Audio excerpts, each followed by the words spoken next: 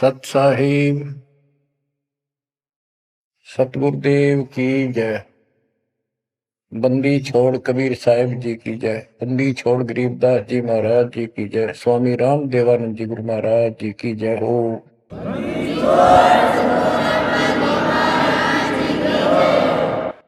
सर्व संतों की जय, सर्व भक्तों की जय, धर्मी पुरुषों की जय। श्री काशी धाम की जय, श्री सुडानी धाम की जय, श्री क्रोथा धाम की जय, श्री गुरुवाला धाम की जय। सत साहिब गरीब नमो नमो सत्य पुरुष को, नमस्कार गुरु के नहीं। सुर नर मुनि जन साधु, संतों सरसदी। सतगुरु साहिब संत सब, दंडवतन प्रणाम। आगे पीछे मत हुए, किनको पूर्व। कबीर सतगुरु के उपदेश का, सुनिया एक विचार। जय सतगुरु मिलते नहीं, जाते नरक द्वार। नरक द्वार में दूत सब, करते खेचा तान। उनसे कभू नहीं छूटता, फिरता चारों खान। कबीर चार खानी में भरमता, कबहू न लगता पार। सो फेरा सब मिट गया, मेरे सतगुरु के उपकार। जय जय सतगुरु मेरे की, जय जय सतगुरु मेरे की। सदा साहिबी सुख से वसियो, अमरपुरी के डेरे की। जय जय सतगुरु मेरे की, जय जय सतगुरु मेरे की। सदा साहिबी सुख से वसियो, सतलोक के डेरे। निर्विकार निर्भय तू ही, और सकल वैमान। जी साधो और सकल वैमान। सब पर तेरी साहिबी, सब पर तेरी साहिबी। तुझ पर साहिब नाम, निर्विकार निर्भय। परम पिता परमात्मा कबीर जी की असीम कृपा से बच्चों, आज हमारे अंदर अपने घर जाने की प्रबल प्रेरणा हुई है। बच्चों, कोई भी काम है उसकी विशेष जानकारी होने के बाद उसमें रुचि बनती है। किसी प्रकार अब हमें पता चला है कि इस लोक में हम गलत स्थान पर रह रहे हैं, और आपको यह भी याद दिलाया जाता है कि ये शरीर नहीं रहेगा। जिस परिवार को देखकर हम खूब खुश हैं, और होना भी चाहिए, पर ये साथ कितने दिन का है यो तक भी ध्यान देते नहीं। इसके ध्यान ना देने से हम जन्म और मरण के इस महान कष्ट को भोग रहे हैं, इस महान कष्ट को झेल रहे हैं। अभी तक कोई इस तरह सच्चाई कहने वाला नहीं था। जैसे कोई यूं कह देता ना, भाई ऐसे ऐसे वो हो सकता है, मृत्यु हो जाएगी, तो यूं कहा करते भाई, तो भाई ये बात ना बोला, मृत्यु हो जाएगी, अच्छी बात बता। यानी यूं कहना बुरी बात मानने थे कि यूं ना कह, मौत भी हो जाएगी कभी। संसार भी छोड़ना पड़ेगा। यानी इस सच्चाई को अवॉइड करने की चेष्टा करते थे। तो बच्चों, कबूतर क्या करता है, जब बिल्ली निकट आ जाती है वो डर जाता है, उड़ने की बजाय आंखें बंद कर लेता है और सोच लेता है खतरा टल गया, तो वो उसकी गर्दन मरोड़ के खा जाती है।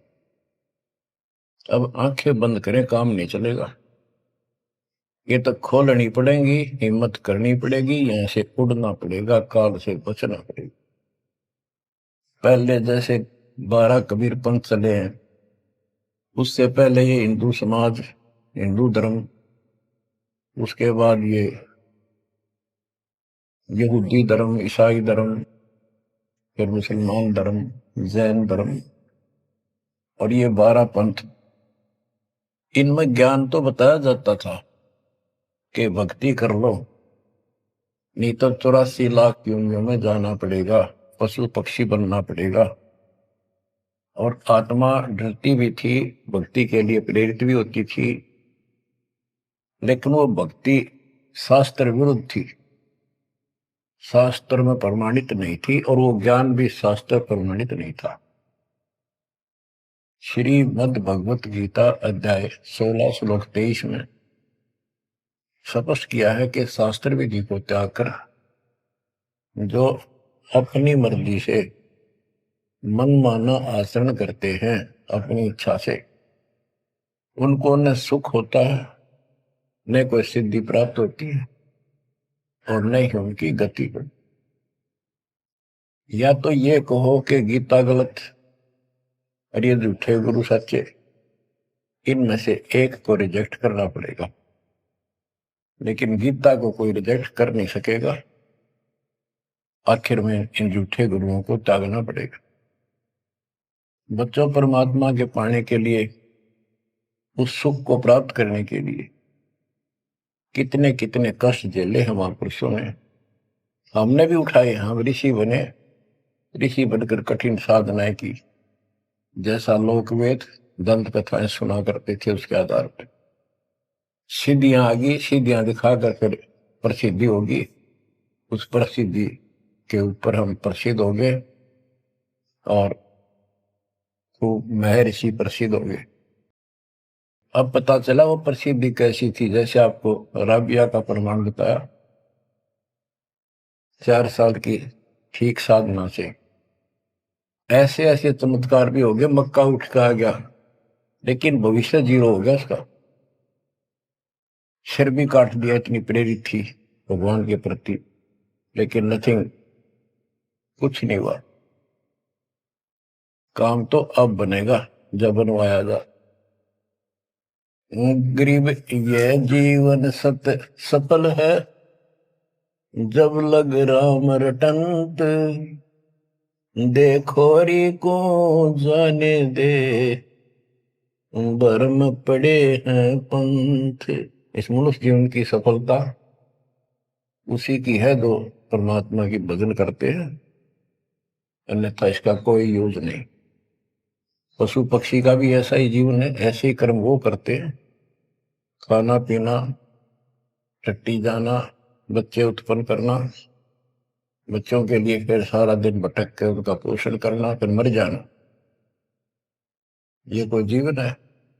इस ज्ञान से आपके अंदर जो गलत प्रेरणा भरी हुई है वो काल द्वारा भरी गई है, बहुत प्रबल है, वो सामान्य नहीं है। अब जैसे किसी को बुखार हो जाता है तो उसके बस की बात नहीं वो नॉर्मल हो जाए। तो बच्चों, अब के लगन लगानी पड़ेगी। जैसे बुखार हो जाता है, उसके बस की बात नहीं कि वो ठीक ठाक रहे, अपने ठीक क्रिया करे, तो उसके लिए औषधि की आवश्यकता पड़ती है, और जब नॉर्मल हो जाएगा फिर सारे काम ठीक करेगा। इसी प्रकार ये आपके बस की बात नहीं है जो आप जिस व्यवस्था में लग रहे हो, ये इस ज्ञान से, इस भक्ति से आपका यो अज्ञान हटेगा, ये जिससे प्रभावित हो बुखार हटेगा, फिर आपकी लगन अदब से बनेगी, अलग से बनेगी। अगर ये भाव नहीं बना तो क्या ये जीवन अच्छा है जो आप जी रहे हो? कोटि जन्म तन भर में दोगे कुछ नहीं हाथ लगा रे। कुकर कुत्ता, सुकर सुअर, खर गधा, कौवा बुगला, बता इन प्राणियों के शरीरों में असंख्यों बार कष्ट उठा लिया अपने को, असंख्यों बार, एक बार नहीं। तो क्या इस प्रोसीजर को जारी रखोगे? मेरी आत्मा तो मान नहीं रही कि आप इसको स्वीकार कर लोगे। और अब भी आपकी आंख नहीं खुलेंगी और आपकी प्रेरणा नहीं बनेगी तो फिर इंसान नहीं, पत्थर हो तुम, पत्थर। कोटि वर्ष करे संगत संतों की, पत्थर का जल में क्या बूझे। चंदन बन में रंग ला दे, एक बांस बिटन भी ना सीखे। पत्थर को जल में डाल दे, कितने गहरे जल में डाल दे, कितने दिन डाले रखे, उसका कोई असर जल का नहीं होता। नहीं, जल से तो नरम होता है पदार्थ। बाहर निकालते उसको घिसा दे दूसरे पत्थर से, जो का तो चिंगारी निकलेंगे। तो पत्थर जैसे प्राणियों को किसी चीज का असर नहीं होता। ये अमृतवाणी उन पुण्यात्माओं को झंझोड़ कर रख देंगी जिनकी आंखें काल में अज्ञान से बंद कर रखी। उस परम पिता के घर जाने के लिए, सुख को प्राप्त करने के लिए गरीबदास जी बताते हैं कि मंसूर मैसूर क्यों हो गया, शरीर पासी प्रवेश और जाके ऊपर एती नोबती। कैसा है वो देश? उस परमात्मा के सुख को, सतलोक को प्राप्ति के लिए, उसकी प्राप्ति के लिए टुकड़े टुकड़े शरीर करा दिया मंसूर अली जी ने, पीछे नहीं हटा। तो गरीबदास जी कहते वो सुख कितना होगा जिसके लिए शरीर भी खत्म कर दिया, कोई नो प्रॉब्लम। और ये शरीर तो आपका रहेगा नहीं, गारंटीड है। इसलिए बार बार याद दिलाता हूं कि हमारे ऊपर नशा जबरदस्त कर रखा काल ने। ये आपके बस की बात नहीं, ये तो ये एंटीबायोटिक आपको प्रेरित रखेंगे। आप भक्ति भी करोगे, बुराइयों से भी बचोगे और अपने घर जाने की प्रबल इच्छा बनेगी। जहां आशा ता बासा होई, मन कर वचन सुमरियो सोई। गिरिव नरसिंह रूप सतगुरु धरा, प्रहलाद भगत के काज। हिरणाकुश को ले गया, जो तितर को बाज। परमात्मा कबीर जी ने ही नरसिंह रूप धारण किया। ये सारा श्रेय अभी तक श्री विष्णु जी उर्फ श्री कृष्ण जी को दिया जा रहा था। जो भी है, परमात्मा चाहते हैं कि किसी तरह इनकी भक्ति में आस्था बनी रहे। ये किसी को मानकर भक्ति कर रहे, करते रहो, उससे मिलना कुछ नहीं, पर पिछले संस्कार से मालिक उनकी मदद स्वयं करते हैं। गरीब नामा का देवल फेरा, मुई जवाई गाय। पीड़ा मेरी संत की, छान छवाई आए। कबीर साहब कहते हैं, दो दिन मेरी शरण है, ताका हूं मैं दास। दास में नौकर, गुलाम और गैल गैल लग गया करूं जब तक धरती आकाश। नामदेव नाम के महापुरुष पिछले संस्कारी थे। परमात्मा कबीर जी कहीं भी आश्रम बना के कुछ करने के लिए रह जाते हैं, एक गुरु की भूमिका करते हैं। अपने बच्चों को, वहां आसपास के क्षेत्र के बच्चों को ज्ञान सुनाते हैं। कोयल के बच्चे ज्ञान को सुनकर, आवाज को सुनकर उनकी तरफ खींचे आते हैं, सोने वाले रह जाते हैं। तो उस समय रंका और बंका दोनों पति पत्नी थे। एक उनकी बेटी थी वंका। नामदेव भी उसी समय परमात्मा कबीर जी के शिष्य हुए थे जब वो वासन रूप में लीला कर रहे थे। हम ज्ञान सुन लेते हैं, सारी बात करते हैं, पर अपनी जो पूर्व प्रेरणा है, पिछले जन्म के संस्कारों से भी हम बाज नहीं आते।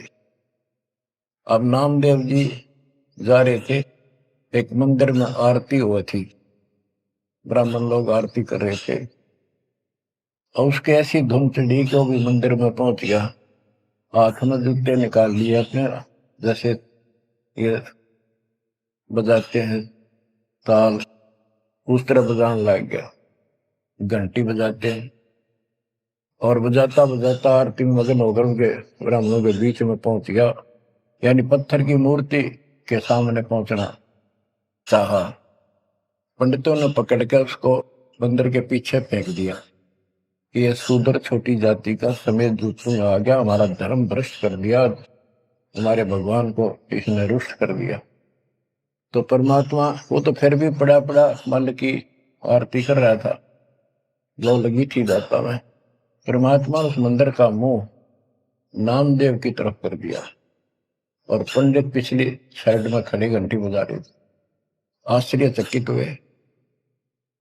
तो एक दिन नामदेव रंका बंका के घर गया, तो उस दिन वंका लड़की, रंका और बंका जंगल में लकड़ियां लेने गए हुए थे, पीछे वो लड़की अकेली थी, वह कोई पट्टी तैयार करे थी, जैसे किसी को चोट लग जाकर, हल्दी वगैरह लगा कर। नामदेव बोला, बहन किसको क्या हो गया, किसको चोट लगी, किसके लिए पट्टी बना रही हो? उनका बोली, रे नामदेव तू गुरु जी ज्यादा दुखी ना करा कर, तो भाई मर्यादा में नहीं रहता, वहां के जरूरत है तेरे को जाने जिस मंदिर में, अपना मंदिर में जाना भगवान अलाउड थोड़ा कर रखा है, मानता नहीं तो तेरे लिए, तेरी इज्जत रखने के लिए गुरु जी तेरे मंदिर फेर गए थे, हाथा चोट लगी भाई, उनका पट्टी बांधो। नामदेव गया, देखा तो सचमुच गुरु जी के हाथों में चोट लगी हुई है, और उनका पट्टी बांध। हम भक्ति भी करते हैं पर अपने संस्कार फिर भी कोई न कोई अड़ाए रखते हैं, ये परमात्मा को परेशान करते हैं। आप अब आ गया है कति पीक टाइम, अब ये बात नहीं चलेगी। पहले तो चलो को रह गए, कोई बात ना, पैर पकड़ लिए भगवान ने, अब क्या फिसल गया पैर तो पता नहीं कहां पड़ोगे जाकर। ऐसा अजब गजब का ज्ञान दे दिया, ऐसा समाधान आपको दे दिया, और ऐसे समय में मानो शरीर मान, तो आंखें खोल लो बच्चों। गरीब नामा का देवल फेरा, मुई जवाई गाय, पीड़ा मिट्टी संत की छान छवाई आए। अब एक जिसमें नामदेव जी ने मंदिर घुमा दिया, घुमाया तो मालिक ने था, लेकिन मालिक अपने नाम नहीं लेते, दादू से दरजीव के आप बगल हो जाए, करा करावा साइया मन में लहर उठा, दादू से दरजीव के आप बगल हो जाए। उनकी महिमा ज्यादा होगी, मुसलमान धर्म के लोगों को दिक्कत हुई, उन्होंने राजा को कहा कि ऐसे ऐसे काफिर है, वो दुनिया को गुमराह करता है कि मुर्दे जिंदे कर देता है, मंदिर घुमा दिया, ऐसे कर दिया। राजा ने पकड़ के बुलाया और कहा, ये गाय काट दी वहां पर, इसको जिंदा कर, जब जाने तो संत है, नहीं तो तेरे को आज तेरी गर्दन यही काट दूंगा। कबीर साहब कहते हैं, हम फिर वहां गए बच्चे, अपने बच्चे के लिए, और उस गाय को जीवित किया। जैसे पुराने समय में सब छान झोपड़ी डाला करते थे, हट घास ग्रास की, और वो साल भर में कंडम हो जाती थी, तो बारिश आने से पहले उनको फिर से या तो नहीं डालते थे या तो उनमें कुछ रिपेयर किया करते थे। नामदेव की माता जी ने कहा, बेटा अपनी छान ठीक कर ले झोपड़ी, बारिश आने वाली है, मौसम निकट है। वो कहने लगा, ठीक है माता जी, जाता हूं मैं जंगल से सर काट के लाता हूं, वो सरकंडे से घास फूस। रास्ते में सत्संग हो रहा था, सत्संग सुनना, फिर वहां सेवा में लग गया। शाम होगी, वापस आ गया। उसकी माँ बोली बेटा ले निकल घास फूस। माँ ऐसे ऐसे सत्संग में चला गया, ध्यान नहीं रहा। अगले दिन फिर ऐसे ही। उसकी माँ बोली भाई देख ले तो बारिश हो जाएगी, कुछ दिन सारे कपड़े भीजेंगे, अपने भीगेंगे, बहुत नुकसान हो जाएगा। अगले दिन भी ऐसे हुआ। तीसरे दिन उसने सोचा आधा सत्संग सुन लो और फिर जाऊंगा। आधा सत्संग सुनकर चल पड़ा। सत्संग तो फिर पूरा ही सुनना पड़ा उसने, फिर सेवा सेवा ना करी, अपना काम के लिए चल पड़ा। जल्दी जल्दी घास फूस काटने लगा, पैर में कुहाड़ी लगी, दांती लगी और ज्यादा चोट लगी। पैर के पट्टी बांधी, अपना कपड़ा वही ले रखा था पाड़ के चंदर। और उसी दिन परमात्मा ने नामदेव का रूप बनाया और खूब ये सरकंडे सिर पर धर के लाए, आकर छान बना दी और डाल दी। नामदेव शाम को लंगड़ाता लंगड़ाता पहुंचा। माँ बोली के ला गया बेटा? मैंने बताया माँ ऐसे ऐसे आज भी ना लड़ पाया मैं तो। माँ उस झोपड़ी से आगे पहुंच गई, बेटे को तकलीफ सी देख के क्या लग गया बेटे का। माँ माफ करिए आज भी नहीं सामान लान पाया मैं तो, वो ऐसे ऐसे बन गई मेरे साथ। कोशिश करूँ था जल्दी जल्दी काटूं, माँ दुख पाओगी। मेरे तो पैर में कुहाड़ी लगी है, दांती लगी, चोट लगी और चला भी नहीं जाता। माँ ठीक होती बनाऊंगा झोपड़ी। उसकी माँ उसके मुंह की तरफ खेल के बेटा क्या बोल रहा है तू? तो अभी तो आया था झोपड़ी खुद बना के गया। बेटा क्या कह रही है, चोट कब लगी तेरे? नामदेव निकट आया, देखा ताजी झोपड़ी बना रखी है गजब के सरकंडे लाके।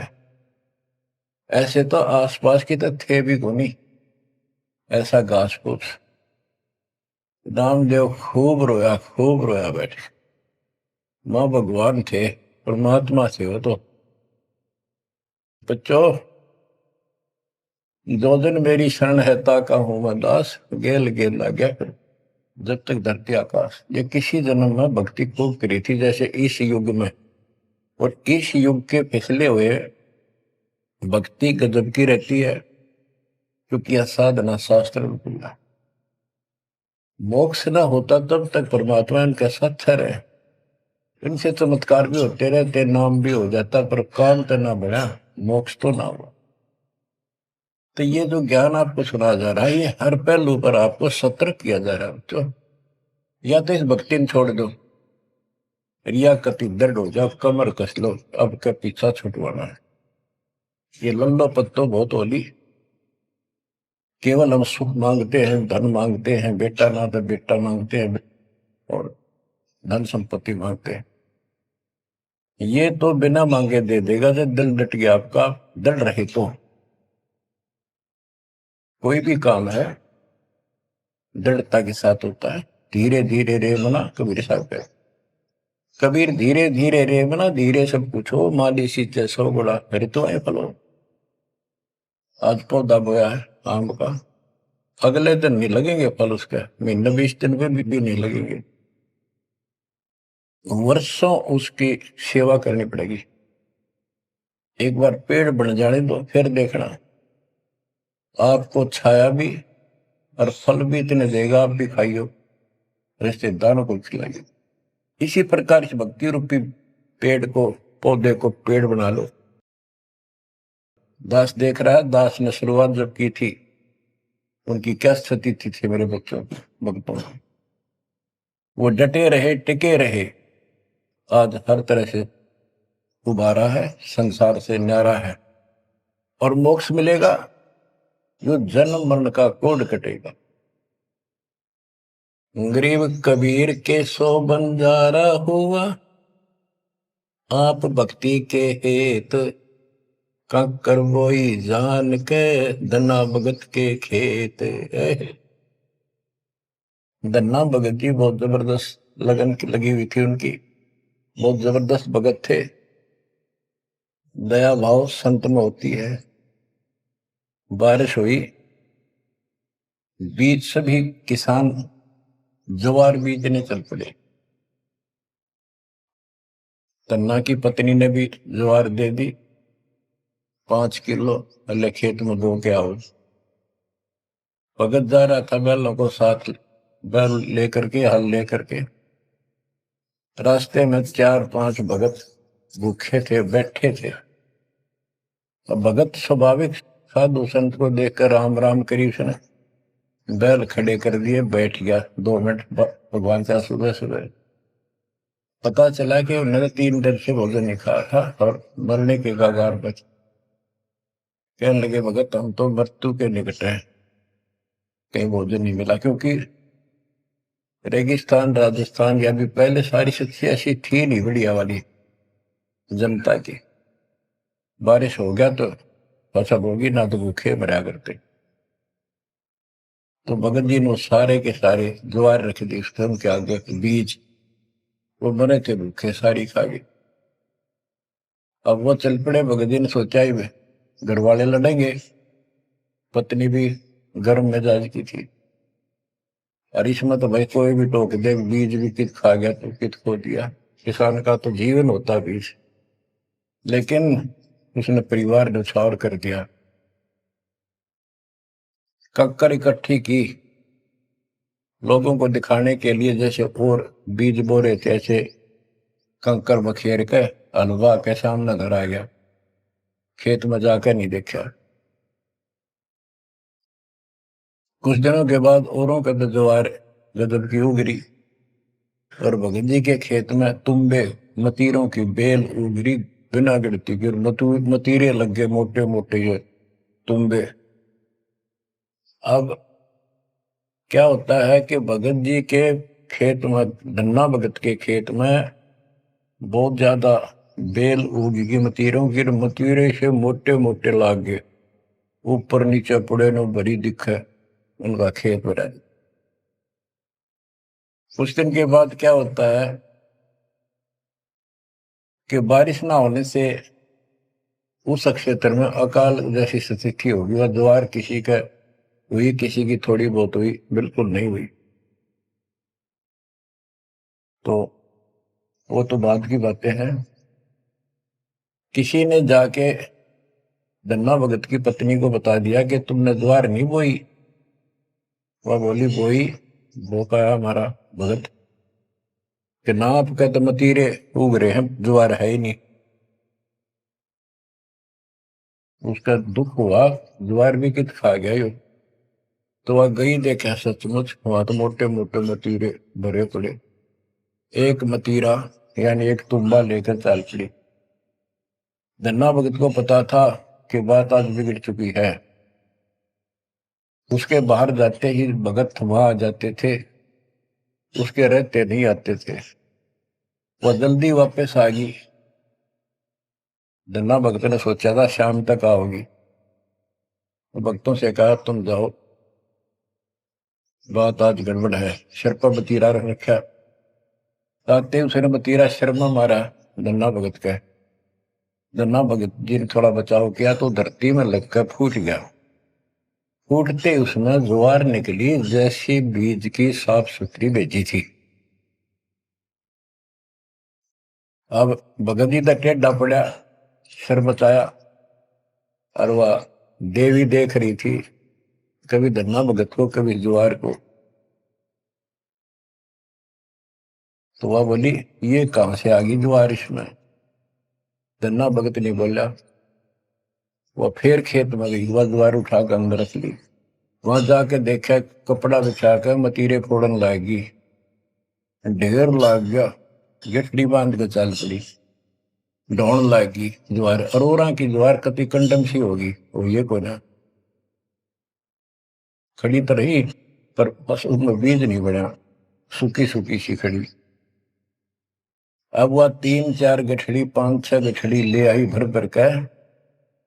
भगत बोला जितनी आपने अपनी होनी चाहिए थी ना तेरे खेत में उतनी रखना, ज्यादा ना लेना। भगतमती ने बोली तू तो ऐसे करा कर, भगवान ने दी है सारी लाऊंगी। वह गठड़ी भर का चाली जब उसका कोटा पूरा हो लिया, वहां तक तब बोझ मरती आई बाहर खूब लग गया, उतारी तो सारा फूस बना पाया, एक फेर लाई वो भी नहीं हो गया, हार के बैठ गई। फिर धन्ना भगत के खेत में ज्वार निकला, तुम्बों से ज्वार निकला, गांव इकट्ठा हो गया। भगत बोला भाई अपनी बांट लो थोड़ी थोड़ी, तुम सारे भूखे मर तो बच जाएगा गाँव। तो सब ने अपने हिसाब का थोड़ा थोड़ा ले लिया और फिर भी उबरती रहेगी। बच्चों ये बातें कोई बनावटी नहीं है। जिनने भगवान के ऊपर समर्पण किया, जो भगवान पर समर्पित हुए, भगवान ने कभी उनका मारा नहीं। चारों युगों को देख लो, हमने किसका रखा मारा। तो बच्चों ये महापुरुषों की जो कथाएं हैं आज अपने काम आऊंगी। आप एक बार लग कर देखो इस मार्ग, कोई जगह नहीं रहेगी आपको अगर मगर करने की, इस मन को कति परमात्मा हर तरह से संतुष्ट कर देगा। दास अपनी एक कथा बताओगा। हम सुनते थे कि द्रौपदी का चीर बढ़ा दिया भगवान ने, पर ये नहीं पता था क्यों बढ़ाया था। वो तो अब इस तत्व ज्ञान से निखार हुआ कि कबीर परमात्मा ने एक लीला करके उसका लीर ग्रहण किया कपड़ा, और उसके कारण बढ़ा था। तो इससे कोई किसी को कहते वो मानता नहीं था, ये कोई बात है, कैसे हो सकता है, ऐसे नहीं हो सकता, वैसे नहीं हो। हम भी मानते थे कि चल ना होगा, पर भगवान तो है और बहुत काम कर रखे हैं। मन मानता था भगवान कुछ भी कर सकता है, क्योंकि आस्था जब भी बनती है जब ये भावना बढ़ जाएगी परमात्मा जो चाहे सो कर सके। उसके सामने इम्पॉसिबल वर्ड नहीं है उसकी डिक्शनरी। आपको बताता हूँ, नाम ले लिया, 2-3 साल हुए थे बस। 1988 में नाम लिया, 1990 या 89 की बात है, 88 या 89 की। तो एक मकान बनाया, ऊपर मकान बना रखा है, उसके ऊपर एक गैलरी ही पूजा स्थल बनाया, 5.5 बाई 15 फुट का। उसमें एक गली में झांकी थी, खिड़की और विंडो, और एक अंदर आंगन की तरफ क्रॉस वेंटिलेशन बढ़िया था। तो जल्दी के कारण मैं बने बनाए वो लिया जंगड़े, पूजा स्थल 2 मांझ का उनको पेंट करके लगा दिया। उनमें शीशे भी लगे हुए थे, एक शीशा टूटा हुआ था, एक सिर्फ खिड़की का, वो डबल होते। मैं ये चढ़वा देंगे बाद में, जल्दी काम हो जाएगा। वहां मैंने ये भक्ति बोध छपुआ कर रखी कि गुरुजी आएंगे उनको सौंप दूंगा, वो आगे भक्तों को देते रहेंगे जब कोई दीक्षा लेगा। ऐसे सेवादास करने लगा। क्या हुआ कि उस जो शीशा फूटा हुआ था उसमें के चूहे बढ़कर उनको काटने लगे। और उस समय क्या था, जब वो जंगले लगाए तो जाली लिया था, ये एक लोहे की जाली जो मच्छरों से बचाने के लिए खिड़कियों पर लगाई जाती है बाहर की साइड। और वो गलती से वो गलत काट के दे दी। मैं वो साइज लिख के उस लोहे की दुकान पर दिया, भाई ये काट के तैयार कर दे, इनका गल बना दे। मैं और सामान लेकर वापस आया, उसने बांध के लपेट कर रख रखी थी, मैं उठाकर चला आया पैसे देकर। आके मैंने कहा ले भाई लगाओ। तो ये बड़ा लड़का, अरे वहां किराएदार रहता था, वो बोले हम लगा देंगे। कील क्या सारी ला रखी थी, उन्हें सीढ़ी लगाई। मैं तो चला गया उनको कह के, शाम में आया तो कोई नहीं लगा रखी। पूछा भी कारण क्या था, क्यों नहीं लगाई। उन्होंने बताई कि छोटी है, बराबर में छोटी रहेगी, कम से कम 9 इंच छोटी। वो लिखा था मैंने 3 फुट 9 इंच, उसने 3 फुट काट दी, या नौकर ने देख के काट दिया, गलती लगी जैसे भी। फिर मैंने सोचा भी छोड़ो भाई, अब किसके साथ मत्था मारे जाकर, वो कहेंगे तेरी गलती है, आपने यही साइज बताया था। मैं इस चक्कर में नहीं पड़ा करता। मैंने वो उठा कर स्टोर में डलवा दी। एक सीजन बारिश का ऊपर का उतर गया, फिर वो नित्य नेम छपवाई पुस्तक, फिर उसमें चूहे बढ़ने लगे।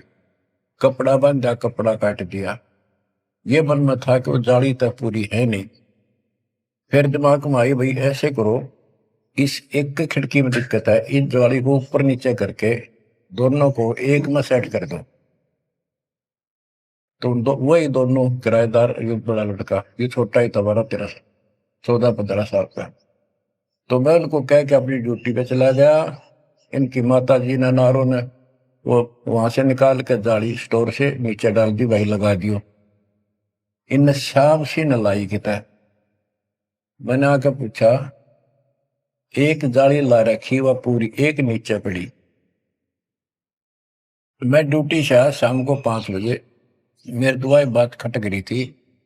इन लगा दी होगी बच्चा ने, ठीक से ना, मैं आप लगाऊंगा साथ लगकर। मैंने देखा एक जाली नीचे पड़ी, एक ऊपर लगा रखी, उसी पे जो शीशा टूटा हुआ था, गिलास। वो गिलास लगवाने की टाइम नहीं मिल रहा था, क्योंकि दूर मेरी ड्यूटी थी, कौशली साइड में हेडक्वार्टर था, 77 किलोमीटर जाना था। ये ऐसा था ही, जुगाड़ करना चाहा था मैं, कर दे फिर आराम से कर लेंगे। तो मैंने अनारों से पूछा कि ये जाली लगा दी उन्होंने? ईब ला के गए, सवेरे की कह रही थी भाई ला दे, पर ध्यान नहीं दे रहा था यो, लापरवाह। ईब ने देखा गाने वाला पापा, फटाफट बुला कर नींद को लगवा दी। मैं बोला जाली ये और ले आए क्या? ये बोला नहीं, और तो नहीं है, ये तो वही है जो ऊपर डाल रखी थी स्टोर में। मन ने ये सुबह आपके दादी को कह दी कि भाई ये रखी, लाओ, जब ला दी। मुझे विश्वास नहीं हो रहा, तू सच्ची बता, ये बदलवा तो नहीं लाए इसको? और बोली बदलवा किथे, तो लाई मुश्किल तो है, बदलवान का कित सही हो। मैं हैरान, मेरा विश्वास नहीं हो रहा। एक पूरी हो ही नहीं सकती, पूरी होकर के भी 6-7 इंच नौ लटकरी बराबर में मुड़ के, 9 इंच वो बड़ी और 6 इंच और एक्स्ट्रा उसी साइड में। दूसरी देखी, दूसरी भी नहीं। फिर इसने लैब में ढूंढ गया, बड़े लोग खेल रहा था कितना। मैं बोला तू ये बता, ये जाली बदलवा के लाया है कि वही है? वही है, मेरी मां ने उतार के यहाँ डाल रखी थी, हमने ला दी। मैं मेरी कसम खा, कबीर साहब की, कबीर साहब की कसम खा। बच्चों, वो दिन है आज, इतना गजब का विश्वास कर दिया जाता। बात कुछ नहीं थी, बात और भी लाई जा सके थी, लेकिन वो दिखा दिया, कपड़ा छोड़, हम लो बढ़ा जा। इस मालिक कबीर साहब ने लोहे की जाली बढ़ा दी। वो आज भी विद्यमान है, एक तो उनमें से। वो मकान बेच दिया था इसने, वीरेंद्र ने, मेरे यहाँ इस मार्ग पाने के बाद।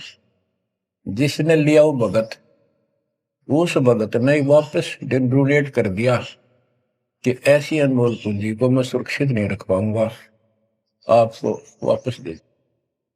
आज वो फिर वही है, वह जाली लगी हुई है, हमने भी उसमें सफाई किया नहीं है अभी, क्योंकि हमें थोड़ा सा फुर्सत अच्छी होगी, यहाँ से निपटेंगे मिशन को पूरा करके, उसको फिर याद के रूप में रखेंगे। तो बच्चों, विश्वास रखो इस मालिक पर। कह कबीर सुनो भी साधो, मैं तो हूँ विश्वास, और गलत साधना करने से कुछ नहीं मिलेगा। क्या बताते हैं, गरीब कबीर के सो बंजारा हुआ, आप भक्ति के हेत, काकर बोई जान के, धना भगत के खेत। वहां काकर से अन्न हुआ, कंकर से, वहां काकर से अन्न हुआ, वहां केसों से हुआ कबीर, वार पार पावे नहीं गति कुछ गहर गंभीर। अब नकली गुरुओं के कारण ये सारा अध्यात्म ज्ञान नष्ट होया पड़ा था। उसके बारे में कबीर साहब बताते हैं, गरीबदास जी बताते हैं, गरीब विष्णु त्रिलोकी नाथ के, परचे कोटि अनंत, भक्त वत्सल भगवान है, क्यों निंद है संत। यानी भगवान में आस्था बनाए रहने के लिए परमात्मा ने इन पर विष्णु जी को निमित्त बनाकर लीलाएं की। कहते इनको विशेष वो ना समझो, ये भी अच्छी आत्मा है, 3 लोक के नाथ है। अब जैसे कोई मंत्री है, उसकी भी पावर होती है, उसको ये कहना तो कुछ नहीं है, प्रधानमंत्री सब कुछ है, ये तो लड़ाई वाली बातें हैं। ये तो सतीथी बताई है, इनकी इतनी औकात है, इतनी ताकत है, उनकी इतनी है, इनसे हम दूर नहीं हो सकते और इनको एज ईस्ट पूज भी नहीं सकते कि ये करतार बने हुए हैं अपने आप। ये वो करतार नहीं जो होना चाहिए। गरीब करता ऊपर चोट है, कहते हैं करतार, मूल लह नहीं मूर्खा, गिनते हैं क्यों डारे। ओए कि जितने करतार अपने आप बना रखे तुमने, राम कृष्ण विष्णु, ये फिर कितने बना रखे। कर्ता ऊपर चोट है, जो एक करतार को छोड़कर अन्य जो कर्ता बनते हैं उनकी दुरुक्ति होती है। रामचंद्र देख लो, सारी उम्र दुखी रहा और कर्ता बन रहा था, लोग भगवान के थे भी मान लेता था, आजीवन कष्ट रहा, अंत में सरयू नदी में जल समाधि ली, डूब का मेरा। कृष्ण जी सारी उम्र दुखी रहा, सुख का सांस कभी नहीं, कभी कंस, कभी केसी, कभी चाणूर, कभी कुछ पूतना, और आखिर में दुर्वासा के श्राप से कुल उनके सामने नष्ट हो गया। जिसका कुल सामने मरे है और पश्चात वो जीव है, सबसे निर्भाग आदमी है। सब कष्टों को देख कर रो रो के टाइम काटा, आखिर में एक विषाक्त तीर से मारेगा, विषाक्त जहर से बुझे हुए एरो तीर से मारेगा। अब क्या बताते हैं, गरीब करता ऊपर चोट है, कहते हैं करता रे, मूल लह नहीं मूर्खा, गिनते हैं क्यों डारे। के मूल की पूजा क्यों नहीं करते, डालियों ने क्यों गिनते फिर हो तुम, कितने भगवान है, कितने टहनी है। मूल से सब कुछ होता है। गरीब सतगुरु साहिब एक है, दूजा ब्रह्म विरोध, बिन सतगुरु सूझे नहीं, चाहे पढ़ो 18 बोध। गरीब गल गोटा गुरु आखे ने, फांसी दे अड़ाए, द्वादश तिलक बनाए कर, चंपुर दे धकाए। कि ये इंसान का नाश करने, मनुष्य जीवन को बर्बाद करने वाले, ये बाह्य दिखावा करके द्वादश तिलक 12 तिलक बना लेंगे, कंठी माला पहन लेंगे, लाल कपड़े, बड़ी बड़ी दाढ़ी मूछ उठा लेंगे या घुटन घोट हो जाएंगे, मूड मुड़ा लेंगे। ये गड़गोटा है, ये काल की फांसी लिए कर रहे, झूठी साधना करवा के। कहते द्वादश तिलक बनाए कर लोग इन पर कुर्बान हो जा, साधु है, और जमपुर दे धक्का, यानी उस नरक में धक्के ते ठोक दे, या साधना गलत पे जाएगा फिर वहां।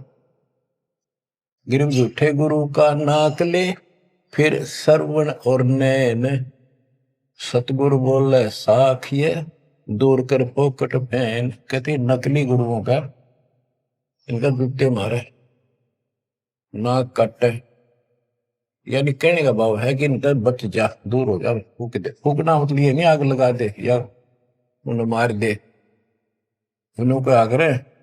कैसी यह कहावत हमारे यहाँ कि इसने फूक दे एक तरफ, जैसे कोई सामान मंगाया, इसकी जरूरत नहीं, कौन खा ला, ना फूक एक तरफ, यानी पटक दे दूर।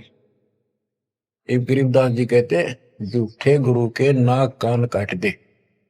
इसका अर्थ है कि उनको कति वहां से अपने से दूर कर ले। गरीब झूठे गुरु को झटक दे, से स्वामी को फूक, या मैं दोष जरा नहीं, शब्द कहा हम कूक। गरीबदास जी बताते हैं झूठे गुरु को झटक दे, और जो नकली शिष्य उनकी मान उन चिपके बैठे उन्हें भी फूक। फूकने का मतलब ये नहीं उन्हें मार दे कि एक तरफ पड़े रहने दो। गरीब पीछे गई सो जाने दे, ले रहती को राख, पुत्री लाभ चढ़ाई यो करो अपूठी चाक। गरीबदास जी कहते पीछे जो हुई सो हुई, उसने भूल जाओ, अब शेष बचे जीवन में संभाल लो, उतरी लाभ चढ़ाइयो करो अपूठी चाक। जैसे हम सत भक्ति ना करने से हमारे सारे काम बहुत खिंच के होते ही नहीं, परेशानी रहती है। और जब सच्चा गुरु मिल जाता है वही काम फटाफट होने लग जाते हैं। पुराने समय में कुएं से जल निकाला करते थे, सिंचाई का काम भी कुओं से होता था। उसमें बैल जोड़े जाते थे, एक लाव होती थी, लाव, वो डोल नीचे जाता था, एक लकड़ की पुली होती थी, लोहे का इतना सिस्टम नहीं था, फिर लोहे की बनने लगी थी पुली, उसके ऊपर वो लाव यानी रस्सी, मोटी रस्सी होती थी, बढ़िया मजबूत। वो पुली से नीचे उतर जाती तो अब पुली घूमती नहीं, वो फिर कैसी होती थी, वो घूमती नहीं और अड़का खड़ा हो जाता, नीचे रस्सा गिर जाता साथ में। फिर उसको कहते ऊपर रख, फिर से पुली पर रख और फिर खींच, आसानी से घूमेगी और फटाफट पानी निकला होगा। कि शास्त्र विरुद्ध साधना करके भक्ति से दूर होकर भगवान से तुम दुख पा रहे हो, फिर से भक्ति शुरू कर दो, फिर आपको सुख। गिरिव पीछे गई सो जानते ले रहती कुआख। जो शेष बचा जीवन इसको संभाल ले रख, उतरी लाभ चढ़ाई यो करो अपूटी चाख। गिरिव बोए बिन पावे नहीं जीवित कैसा योग। 84 आसन करे मिटे न संसार शोक। के जीवित मरे बिना परमात्मा प्राप्ति नहीं होगी। तुम जैसे बकवादों में लग रहे हो, जीवित कैसा योग, ऐसे भक्ति नहीं पड़ेगी। और जो 84 आसन कर करके लोग दिखावा करते हैं, इसे मोक्ष नहीं है। गिरिव पंचअग्नि पाखंड है मौनी तपे आकाश। झरने बैठे क्या हुआ, क्या जी में पंच गिरास। ये 5 धुएं लगा के बीच में बैठ जाती है पाखंड करने के लिए। इन मकला इतनी है ज्ञान नहीं इनको। कोई मौन रखता है, कोई तप करता है, मटके गड्ढे के अंदर सुराख करा के एक तपाई कर रख के 40 दिन सर्दी के महीने में 100 मटके डेली पानी के अपने सिर पर डलवाता है। और वो बड़े बड़े गांव के लोग उस पाखंडी के चारों तरफ परिक्रमा करते हैं। और कोई कहे मैं सिर्फ 5 गिलास खाया करूं, ज्यादा खाता नहीं। इस तरह के ड्रामाबाजी से अट्रैक्ट करते पब्लिक को, पल्ला कुछ नहीं। गिरिव दूधा धारी शब्द है पान फूल फल खाई। घट में नाम न संचय ये बंधे जमपुर जाई। कई बताते हैं एक बाबा है, दूध दूध पियो है, बड़ा शब्द है, दूध दाधारी बोला है। और केवल कभी फल खा लेता है, तो फूल फल ही खाता है। तो गरीबदास जी कहते हैं गरीब दूध दाधारी शब्द है ये पान फूल फल खाई। घट में नाम न संचय रे बंधे जमपुर जाई। सच्ची भक्ति है नहीं, सीधे नरक में जाएंगे। गरीब चुंडित मुंडित भद्रा मोनी मैल न पावे। धूमर पान ठडे सरी ये 2 जग धक्के खा। गरीब योग नहीं यो रोग है जब लग निज नाम न चीन। घर घर द्वारे भटकते बेख बिना यकीन।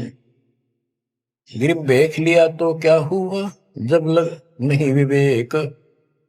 3 काल निपजे नहीं मिटे कर्म रेख।